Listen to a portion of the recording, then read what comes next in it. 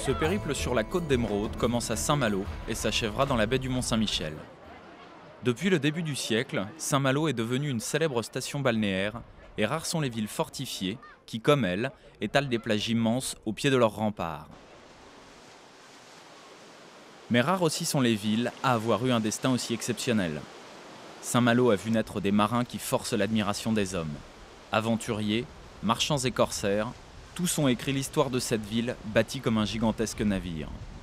Pour parler de Saint-Malo, vous allez le voir, il faut parler d'ailleurs.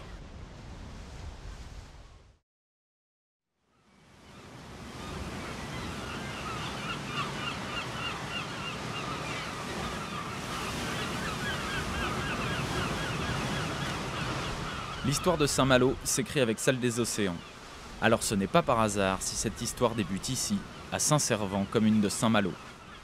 Ancienne forteresse, ancienne prison sous la Révolution, c'est ici que trône, depuis le XIVe siècle, l'imposante tour Solidor, qui abrite la collection fabuleuse de l'Amicale internationale des capitaines caporniers. Alors le musée du Long-Cours Capornier est axé principalement sur l'épopée des grands voiliers qui, au XIXe et au début du XXe siècle, sont allés dans le Pacifique sur différentes routes pour des opérations commerciales. Alors nous sommes donc ici chez les précurseurs qui n'ont pas encore découvert le Cap Horn, mais est évoqué Magellan, qui va être le premier à trouver une voie d'accès au cours d'une expédition qui lui fera découvrir le fameux détroit qu'il a découvert le jour de la Toussaint, c'était El Estrecho de Todos los Santos, de tous les saints, qui ensuite a porté le nom de Magellan et qui a donc permis pour la première fois à des Européens de pénétrer dans le Pacifique et de faire même le tour du monde complet. Magellan, lui, n'a pas fait le tour du monde complet puisqu'il a été tué, comme chacun sait, aux îles Philippines d'une flèche empoisonnée qu'il a reçue dans la jambe, mais la flottille, qui n'était plus réduite qu'à un seul navire, la Victoria, a fait ce tour du monde, ce premier tour du monde qui a duré 3 ans et qui a permis de découvrir qu'il y avait un passage pour aller dans le Pacifique. Bon, après la découverte du détroit de Magellan, pour le compte des Espagnols, les Néerlandais vont, eux, chercher une autre voie pour s'affranchir de cette souveraineté espagnole sur le détroit que l'Espagne avait toujours eu l'intention, Philippe II, de faire fortifier. Donc un riche armateur néerlandais, Isaac Lemaire, va envoyer son fils, Jacques Lemaire, accompagné d'un pilote, Cornelis Schouten, et il va leur demander de rechercher une autre voie de pénétration dans le Pacifique. Alors Lemaire et Schouten vont donc descendre sur la côte de Patagonie, qui est orientée ici à 90 degrés de son orientation traditionnelle.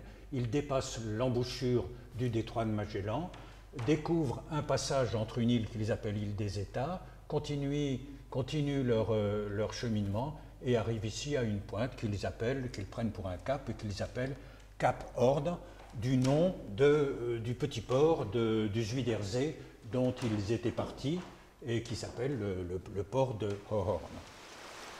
Pendant les siècles qui vont suivre, la route du Cap Horn va détrôner celle du détroit de Magellan. Dès 1850, un trafic important va se faire dans l'océan Pacifique avec le nitrate du Chili, le guano du Pérou et les 2 découvertes de filons d'or en Californie et en Australie. Il va s'en suivre un besoin croissant de fret et donc de navires pour transporter les hommes et les cargaisons. Un vrai pari pour tous les armateurs de cette époque.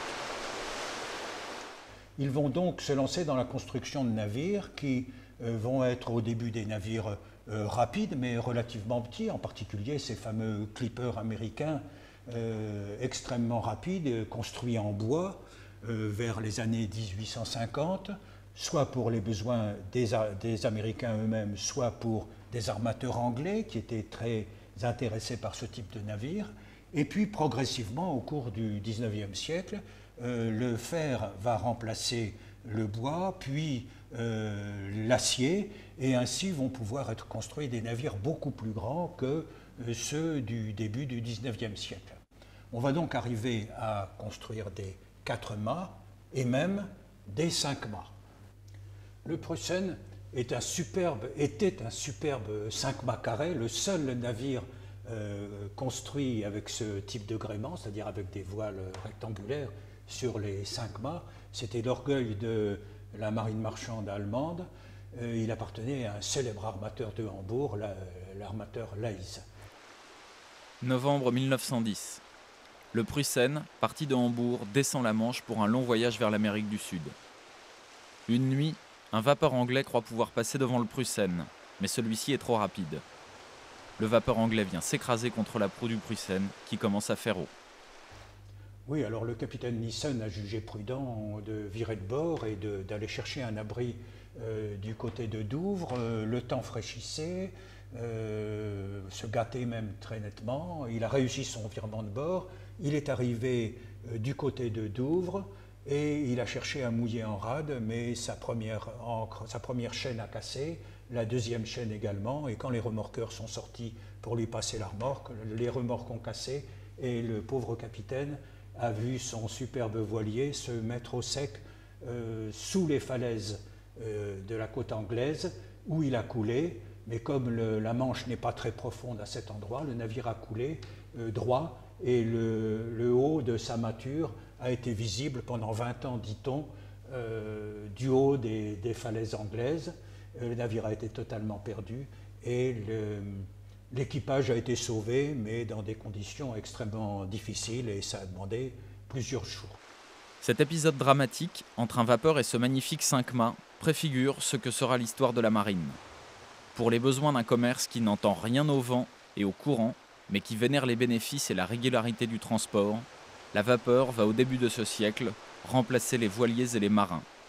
Eux qui avaient choisi comme symbole de leurs aventures maritimes le fier et majestueux albatros.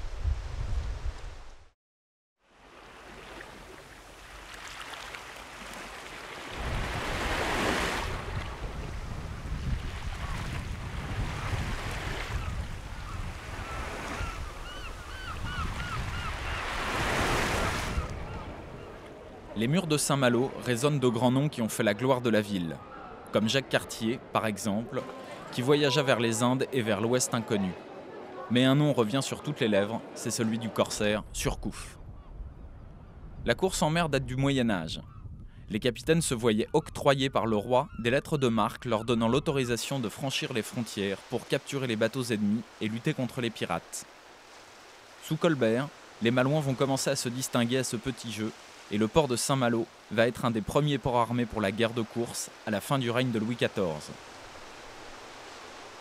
Avant Surcouf, il convient d'évoquer le capitaine de frégate Duguay-Trouin, qui terminera sa carrière comme lieutenant général des armées navales.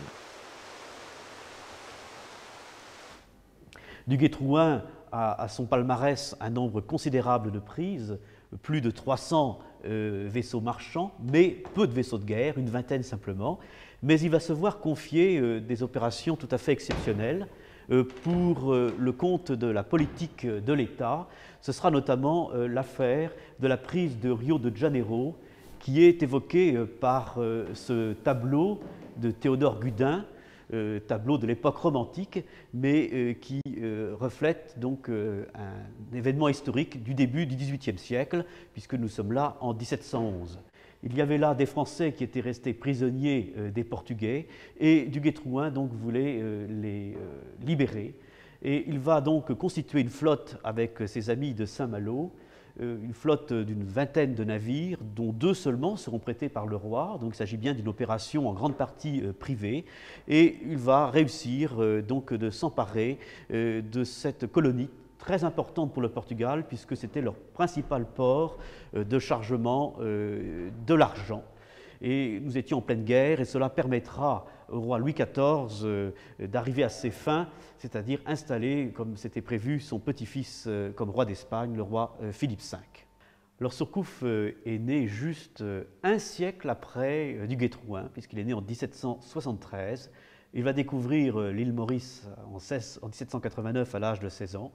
Et donc l'action des corsaires, son action de corsaire se situe là pendant les guerres de la Révolution et de l'Empire, c'est-à-dire à la fin de la guerre de course.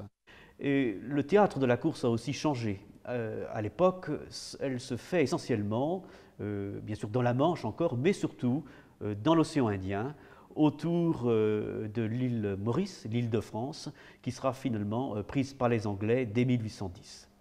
Donc nous sommes là, loin de Saint-Malo, et c'est dans cet océan Indien que vont se dérouler les principales croisières de Surcouf. Notamment ce que représente ici ce célèbre tableau de Louis Garneret qui narre le combat disproportionné de la Confiance commandée par Robert Surcouf face au Kent, navire de la Compagnie des Indes anglaise.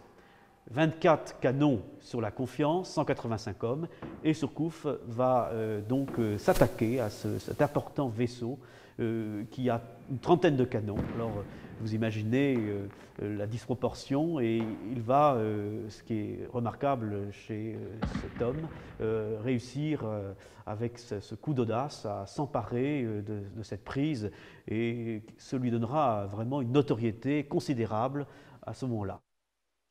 Après 1815, à la fin des guerres de course, Surcouf continuera sa carrière comme armateur et négociant. C'est ainsi en tout cas qu'il va continuer de s'enrichir. Surcouf a rangé son sabre d'abordage, ses pistolets gravés, et va cesser de courir le monde. Mais il semble que cette vie dans les confortables malouinières de Saint-Malo ne lui réussit pas. L'homme d'action qu'il était s'ennuie certainement. Il va s'éteindre en 1827, à l'âge de 54 ans, à Saint-Servant, et sera inhumé au cimetière de Saint-Malo.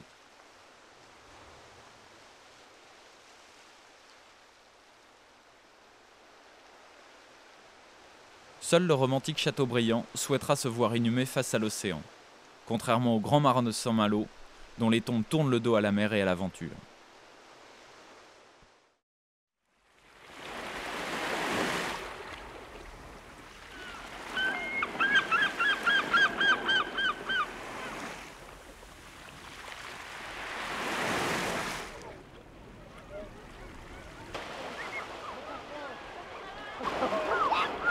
Où que l'on se trouve à Saint-Malo, la mer est omniprésente. L'océan cerne cet immense vaisseau de pierre qui s'avance vers l'horizon sans jamais l'atteindre. S'il semble n'y avoir plus rien à découvrir sur les océans du globe, une aventure est encore à vivre, celle qui a lieu sous les mers.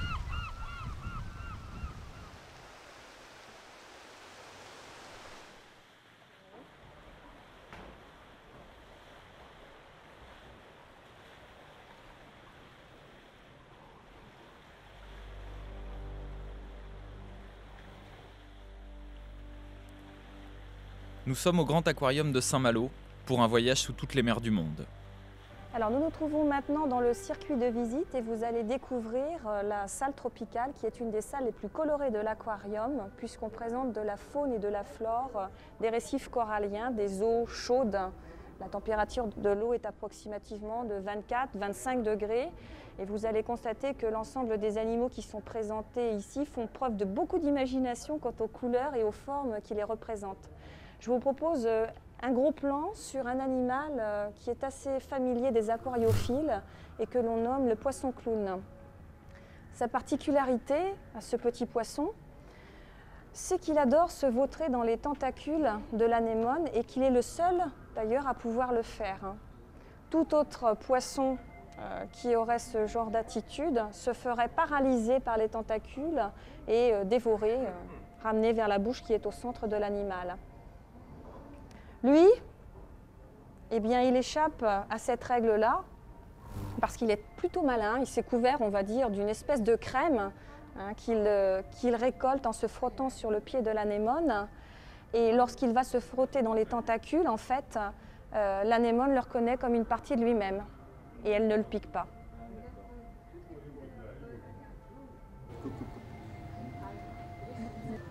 Voilà. Donc chacun a son appartement ou son anémone et gare au voisin qui voudrait lui piquer. On voit ça. Hein. Oui, oui. Donc il a fallu prévoir pour qu'il y ait assez de, je dirais, de logements pour... Pour l'ensemble des animaux, oui, on essaie. Mais comme les couples se font et se défont, c'est pas toujours évident. Il y a une crise du logement parfois.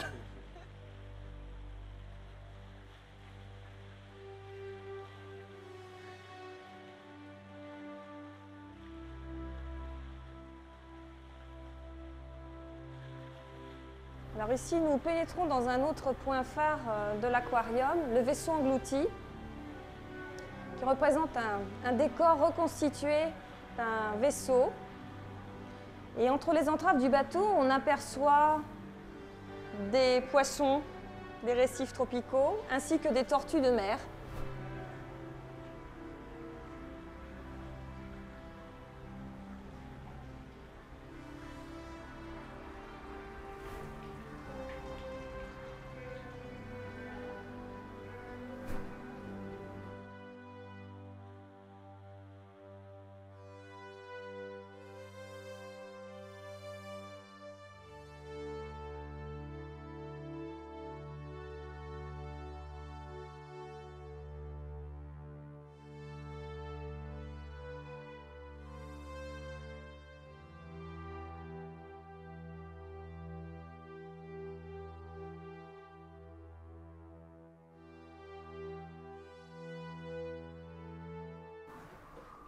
Alors, ici, on arrive sur un bac d'eau douce, un des seuls bacs qui présente des animaux qu'on retrouve dans les fleuves et les rivières d'Amazonie, par exemple, les piranhas. Vous avez pu voir en quarantaine, je dirais dans la partie nurserie de l'aquarium, des petits piranhas qui venaient de naître. Eh bien, ici, vous avez les parents. D'ailleurs, certains d'entre eux recommencent à avoir des comportements qui nous indiquent que vraisemblablement, dans quelques semaines, nous aurons à nouveau des œufs et dans quelques mois, des jeunes individus. Alors ici, nous leur donnons des moules et puis du calmar en tranches, tout simplement. Et dans le milieu naturel, c'est un animal qui va essentiellement se nourrir d'autres poissons avant de prendre de la viande. Disons que dans des cas très particuliers, oui, le piranha va peut-être se montrer agressif, attaquer un bœuf, mais la plupart du temps, c'est un animal qui va se nourrir d'autres poissons.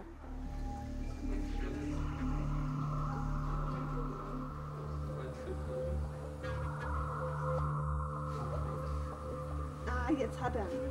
Jetzt kann ich den anderen nur erst am Panzer. Ich kann ihn jetzt mal nicht behalten.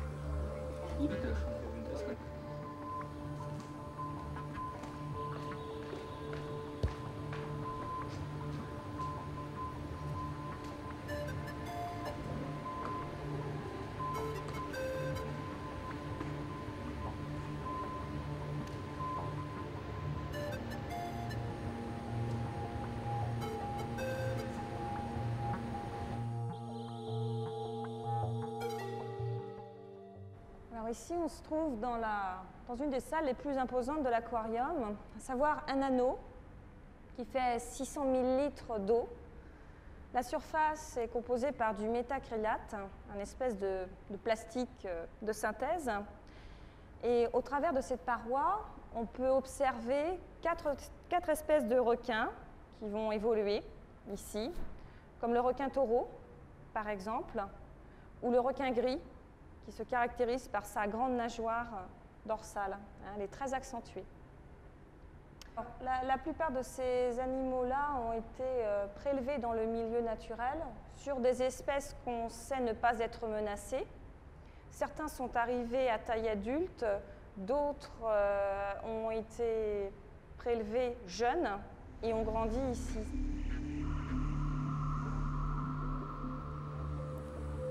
L'épaisseur des parois qui nous séparent de ces requins varie de 14 à 22 cm et l'ensemble pèse plus de 40 tonnes.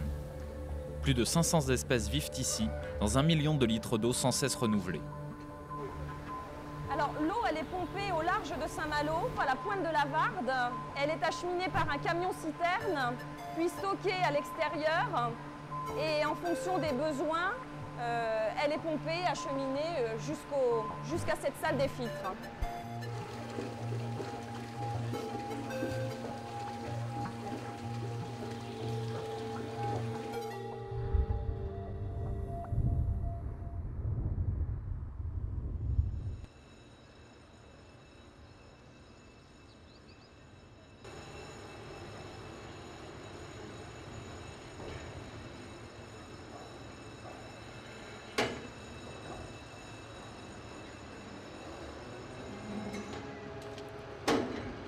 La construction des murailles de Saint-Malo a commencé au XIIe siècle.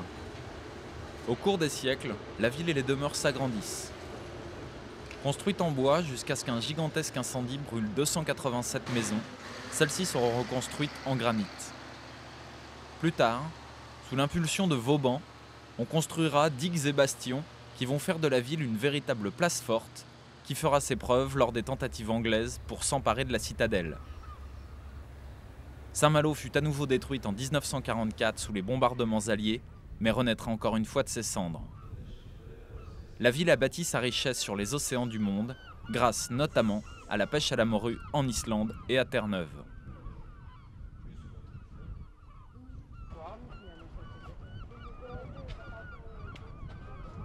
Voilà pourquoi, lorsque l'on parle de Saint-Malo, on doit parler d'ailleurs. Saint-Malo est une véritable fenêtre ouverte sur le monde.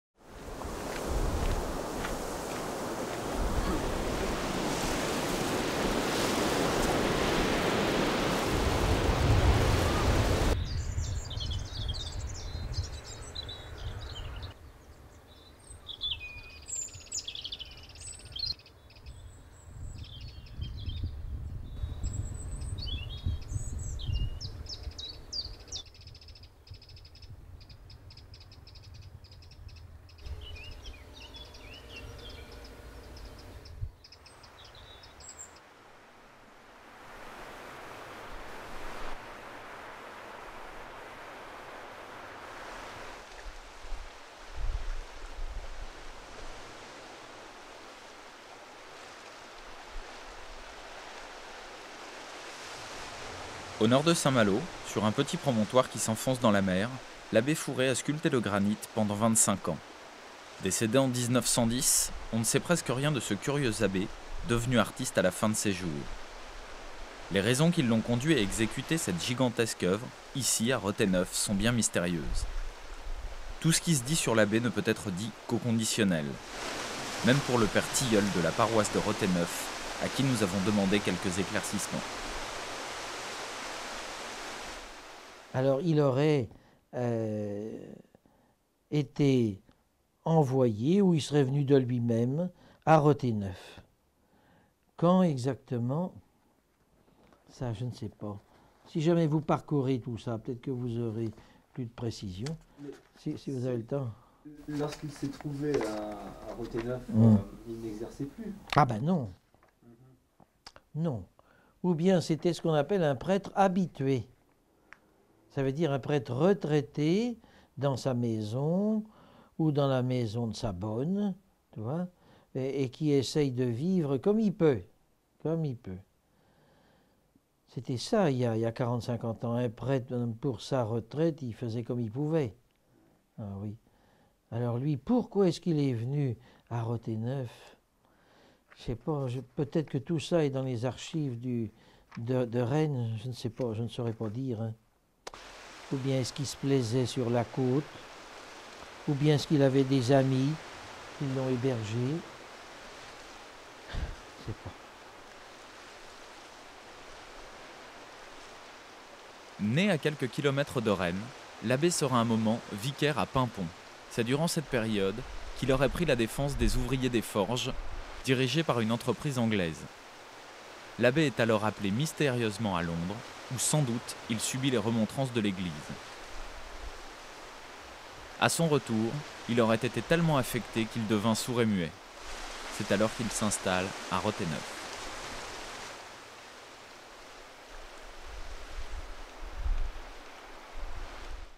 Alors je pense que pour s'occuper, surtout s'il était sourd et muet, si c'est vrai, eh bien, il s'est mis, lui qui était une force de la nature, c'était un grand type baraqué, d'après ce qu'on voit sur les photos, un type costaud. Alors, il s'est mis sans doute à passer son temps comme ça, à sculpter sur bois, des vieilles racines, tu vois, des vieilles branches, et puis alors à sculpter sur le rivage qui appartenait à tout le monde. Je ne saurais pas dire si c'est pour exprimer un sens artistique ou bien est-ce que c'est pour arriver à vivre de son art. Tu vois, avec les visites, hein, guidés, les cartes postales, les sculptures. Je ne saurais pas dire lequel des deux. En effet, pour subvenir à ses besoins, l'abbé Fourré fait visiter son promontoire sculpté et vend quelques cartes postales. Quand il ne sculpte pas, il se tient là, dans cette petite cabane, dans un solide fauteuil en bois où il a gravé 2 mots, amour et douleur. Alors, c'est-il l'amour des autres? C'est-il d'exprimer dans la pierre, dans le bois, c'est son imagination? C'est pas une imagination pieuse uniquement. Ah ben non, c'est peut-être pour ça aussi qu'il n'était pas trop bien vu, hein. Il était en marge. Il était en marge, ça fait partie de ses curés originaux, hein, comme il y en a toujours.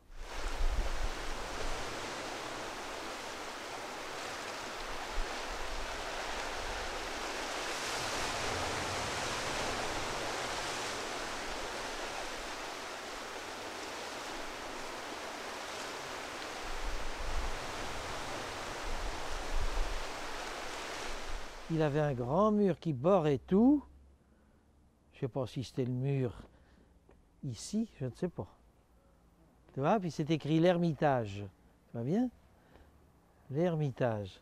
Ce jour-là, nous avons essayé de visiter l'ancienne demeure de l'abbé peut-être. Fourré, mais personne n'était là pour ouvrir la La porte. sonnette, là. Le père Tilleul nous a alors emmenés voir sa tombe. Alors, il doit être par là.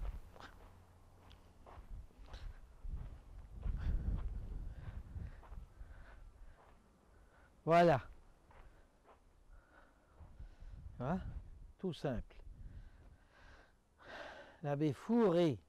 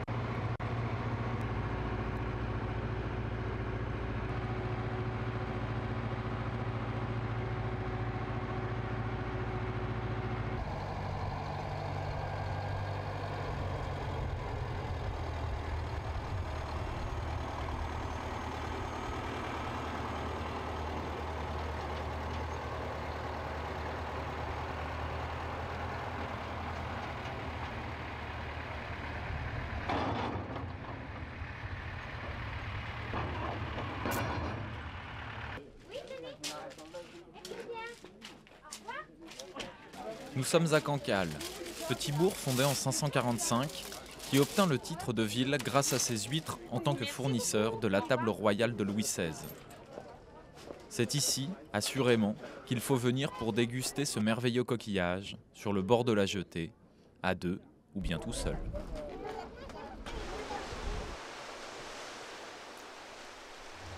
Ce jour-là, nous nous rendons sur les parcs avec Laurent Simon. Nous sommes un peu en retard et il a peur que la marée ne nous soit plus favorable pour utiliser le bateau. Bon, tu vois tous les petits piquets qu'il y a là à droite, hein, au milieu là-bas. Dans l'eau, là, il y a 5-6 piquets là. Et on est juste un peu avant nous. Donc si la mer baisse trop vite, on se retrouve échoué, on est foutu. J'ai d'attendre que la mer remonte. Elle cale pas beaucoup d'eau, mais une fois qu'on l'a chargée, après, elle touche le fond. Et puis... D'ailleurs, chacun a sa parcelle, on paye suivant la surface qu'on a. C'est au prorata de la surface, plus on a de surface, plus on paye.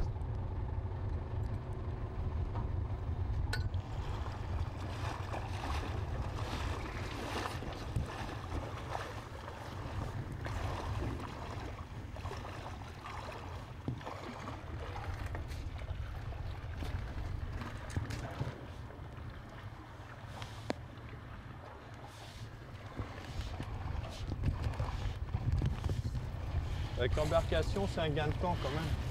On n'est pas obligé d'attendre que le parc soit sec pour charger, quoi.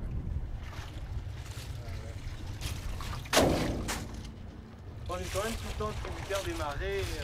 Ouais, toujours. Toujours avec.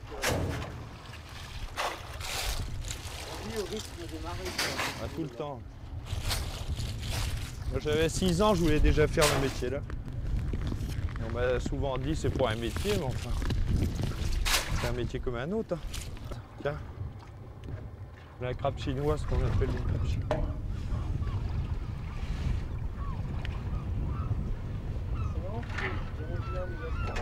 Il n'y a pas longtemps que j'en avais vu de ces bestioles.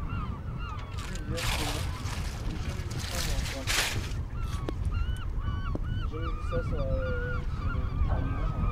un aquarium, tu me dis. Ils ont comme une sorte d'éponge sur la tête. Chinois. Bon, c'est ce qu'on dit, mais il doit y avoir un autre nom.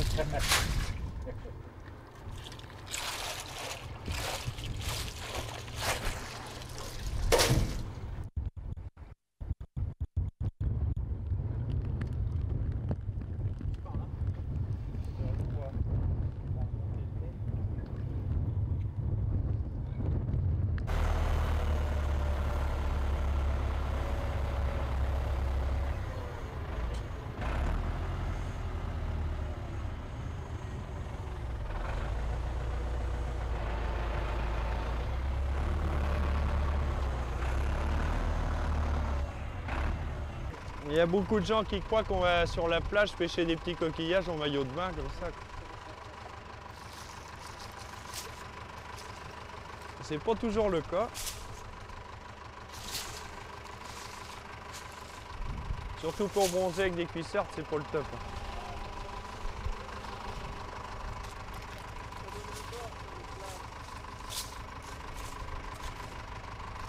Le dimanche, si on va sur la plage, on est reconnu du premier coup. C'est le seul gars qui est bronzé que le torse, quoi. T'as les cuisses blanches et le torse bronzé, quoi.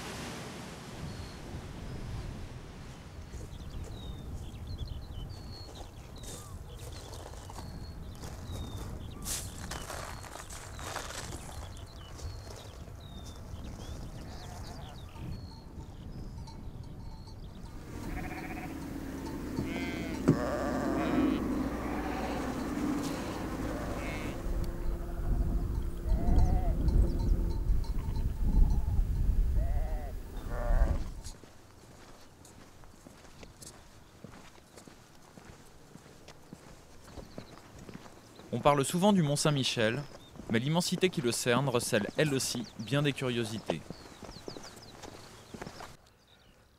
Avec les cailloux, attention de ne pas glisser. Et puis on va arriver bien à la limite des plus hautes mers, qui est là à peu près. Et puis là voilà, on est sur le présalé. Donc ici la mer vient, elle vient une quinzaine de fois dans l'année. Et puis plus on va s'avancer, plus on va descendre. Et plus la mer vient régulièrement. Voici à quoi ressemblent les herbus lors des grandes marées.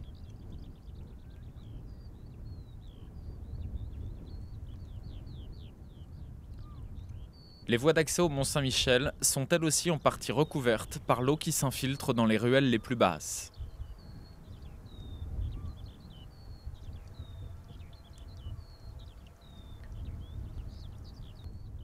Les grandes marées peuvent être dangereuses pour ceux qui se seraient aventurés dans la baie, et même le renard se fait surprendre par la vitesse de la montée des eaux.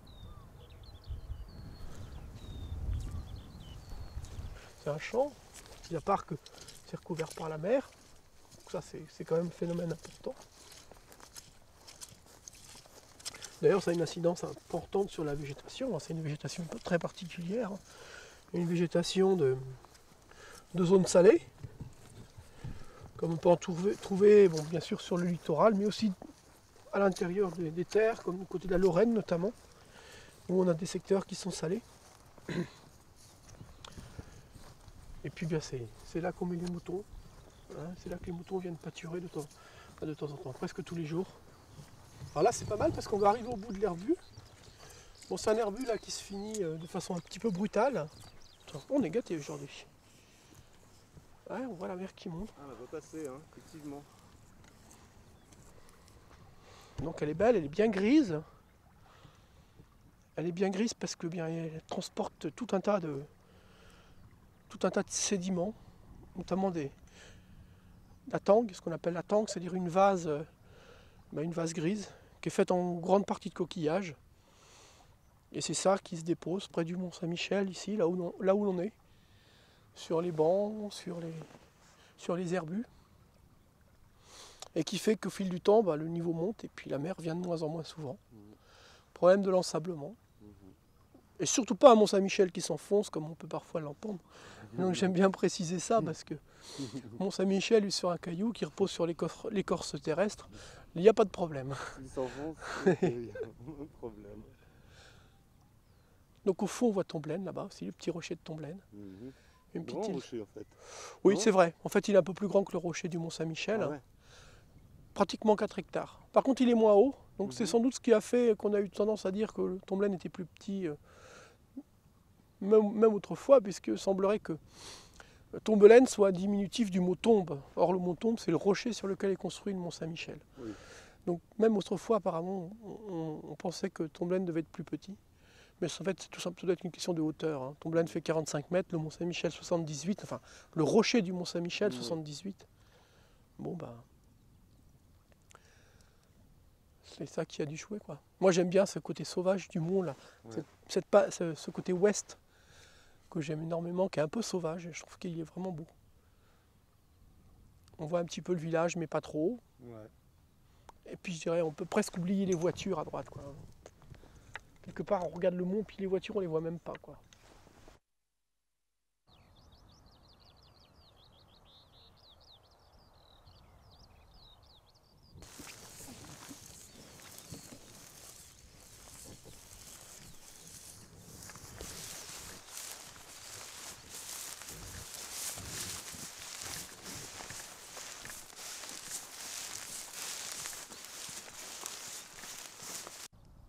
Ouais, génial. Ah ça, c'est le lièvre aime beaucoup le présalé. Il était là. Ah oui, il était là, oui. Il décolle vraiment au dernier moment, hein, à 50 cm, de 1 mètre.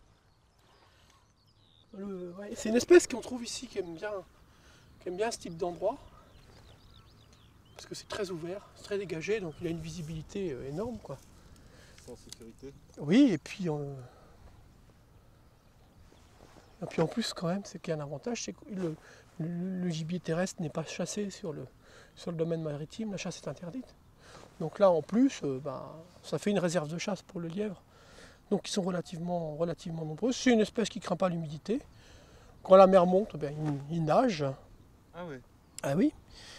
Il nage ou alors il s'installe sur des points hauts qui ne seraient pas recouverts. Bon, de temps en temps, il y en a qui sont noyés, mais... non, ils s'en sortent bien. Ah oui, c'est tout à fait un milieu qui leur convient, tout à fait.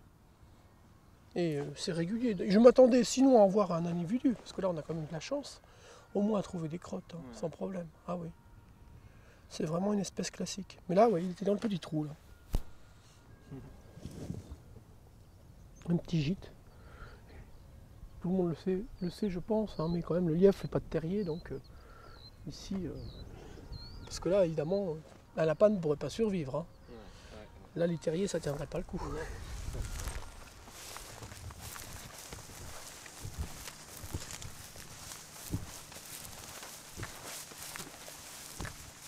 Attention, là, il y en a une là. Chez vous, là, il y a un trou.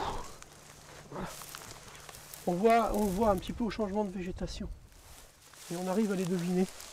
sous l'herbe.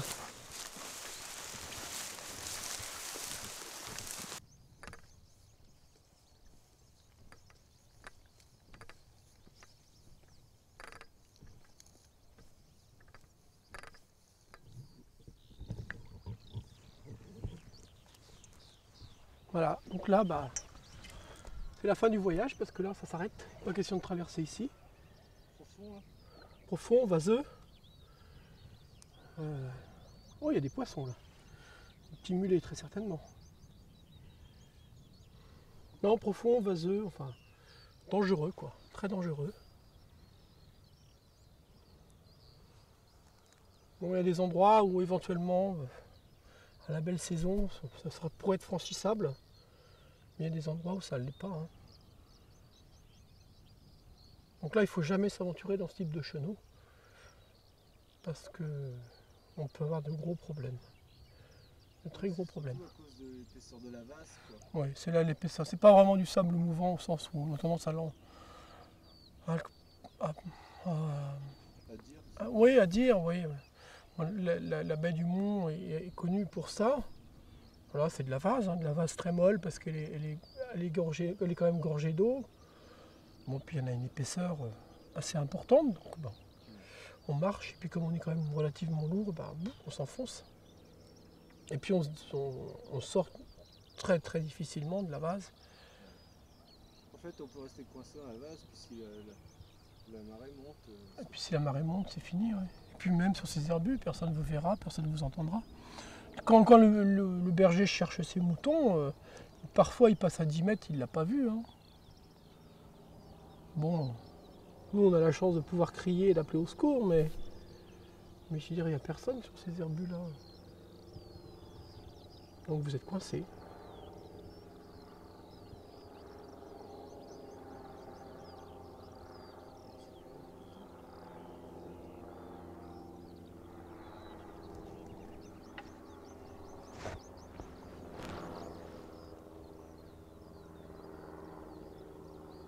Le présalé, en fait, c'est les prémices d'un espace sans mer, hein, d'un espace terrestre. Et c'est la phase intermédiaire entre le passage à la partie marine, en quelque sorte, enfin intermédiaire. C'est la fin de la vie marine pour arriver vers la vie terrestre.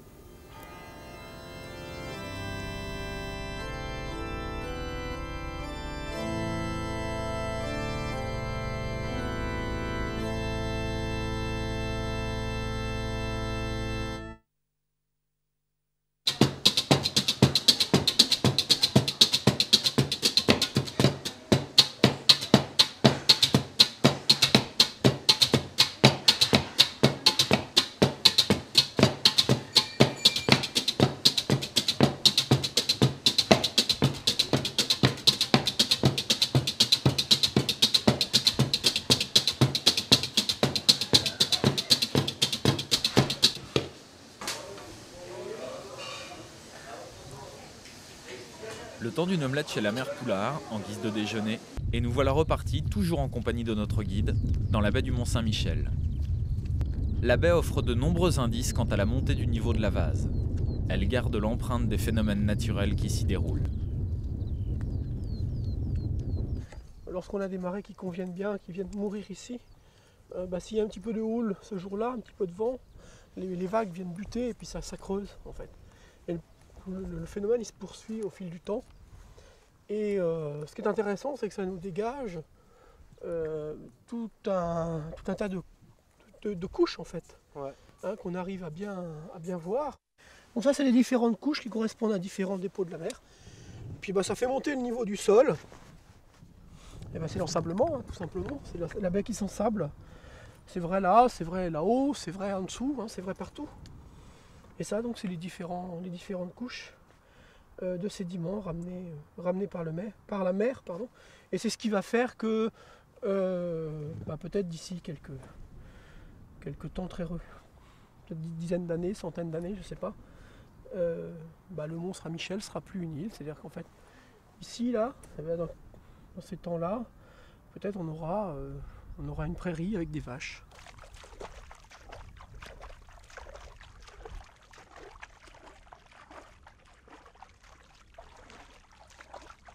Tandis que nous marchons, une seule question nous taraude. Y a-t-il vraiment des sables mouvants dans la baie du Mont-Saint-Michel, ou est-ce une légende? C'est ce qu'on appelle un sable mouvant, enfin, on appelle ça aussi une lise. En fait, là-dessous, on a un mélange d'eau et de sable. Le fait de marcher dessus, ben, ça met l'eau et le sable en suspension. Et voilà, ça bouge. Alors là, ça va, il y a une couche en surface qui est dure, mais c'est pas toujours le cas, ou en tout cas, il peut arriver que cette couche soit très petite, auquel cas elle se casse immédiatement. Alors s'il y a beaucoup d'eau, beaucoup de sable, on peut s'enfoncer, enfin beaucoup d'eau dans le sable, et on peut s'enfoncer instantanément. Instantanément? Ouais, comme si on marchait sur un trou plein d'eau. Bon, si comme là, vous voyez, bon, bah, il y a une masse en surface qui est un peu dure, quelque chose pas trop liquide. Bon, bah, pour s'enfoncer, ça va demander un petit peu plus de temps. Hein, par contre, une fois que la couche en surface, voilà, est percée, ça peut aller assez vite. Hein. Voilà, il est un petit peu dur celui-là. Hein, mais donc on peut descendre quand même. On ne va pas descendre comme ça éternellement, hein, bien sûr. Au bout d'un moment, on va rencontrer on va s'arrêter de descendre, on va flotter en fait. Hein, quand on a du sable à peu près à mi-tronc, hein, comme ça, on s'arrête de descendre. Là, je secoue un petit peu parce que sinon il va me coincer les chevilles, je vais avoir du mal à ressortir. Voilà. Et alors pour ressortir, faut ressortir, voilà. Maximum de surface au sol, et puis on arrive à remonter un petit peu. Les sables mouvants existent bel et bien. Ils sont d'autant plus dangereux lorsqu'un grand nombre de personnes empruntent le même passage. On comprend pourquoi beaucoup de pèlerins trouvèrent la mort en traversant la baie pour se rendre au mont. À l'époque, ils avaient, avant d'arriver en bordure de baie, déjà un voyage périlleux, dangereux, où ils risquaient d'avoir des problèmes, voire de périr à cause de la maladie, du froid, voire même de certains brigands. Mais l'étape la plus difficile, c'était quand même le passage de la Grève, la traversée de la baie. C'était une traversée qui était dangereuse à cause des dangers que l'on connaît. Et malheureusement, ça ne se passait pas toujours très bien, d'autant que le pèlerinage est une activité de masse. Et c'est vrai que certains dangers comme les sables mouvants prennent plus d'ampleur quand il y a beaucoup de monde. Alors ce passage de la baie, il était aussi chargé de symboles. Ça symbolisait en fait ce passage vers l'au-delà, ce moment où Saint-Michel va peser les âmes. Donc c'était en plus du danger, c'était symboliquement et religieusement extrêmement fort.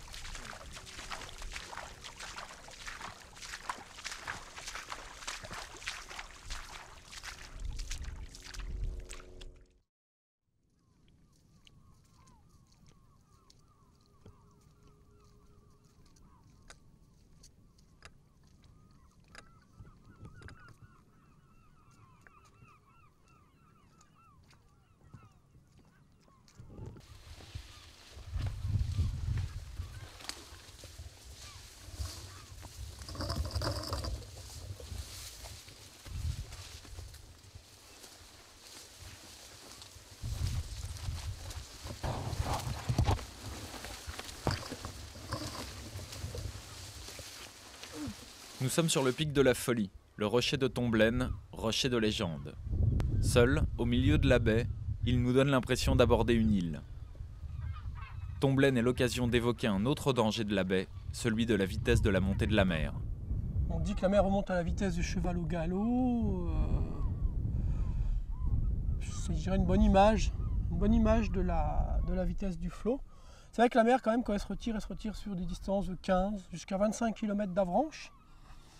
Et ces 25 km, elle va les parcourir en 5 heures lorsqu'elle va remonter. Ce qui fait que ça représente déjà une vitesse d'environ 5 km/h de moyenne, c'est-à-dire c'est la vitesse de quelqu'un qui marche. Le problème est que la vitesse de la remontée de la mer n'est pas régulière. Il y a des périodes de pointe où la mer monte beaucoup plus vite. Et ceci, donc, combiné à la vitesse de la marée, à la platitude de la baie, au fait que la baie est extrêmement plate, eh bien, ça nous fait une marée qui va quand même remonter très très vite. On estime que la mer peut remonter dans certains secteurs de la baie, lors des grandes marées, à des vitesses de l'ordre de 20 km/h. Donc c'est pas quand même pas le cheval au galop, mais c'est une vitesse vraiment remarquable. Et c'est d'autant plus dangereux que bien souvent on la voit arriver au tout dernier moment. La mer a la fâcheuse habitude d'encercler en fait, puisqu'il y a des bancs de sable. Donc elle encercle les gens et les gens se font parfois prendre par ce piège qui est un piège vraiment, vraiment terrible. La baie est aussi dangereuse que fascinante. Son spectacle se mérite au terme d'une longue marche. La civilisation est loin là. Là que les bruits de la baie, les oiseaux notamment, qui sont les plus bruyants. Ouais. Puis là-bas, tout au fond, la mer qu'on voit. Combien de kilomètres à peu près? Ici, là, aujourd'hui, oh, il y a bien 6 km quand même, elle est loin. Hein. 6 km encore? Oh, je pense, oui. C'est-à-dire pour nous 2-3 heures de marche? Non, pas tout à fait. Tout à fait. Je dirais 6 km, il faut compter 1h30. À peu près. 1h30 si on voulait atteindre la mer. À condition qu'elle reste là.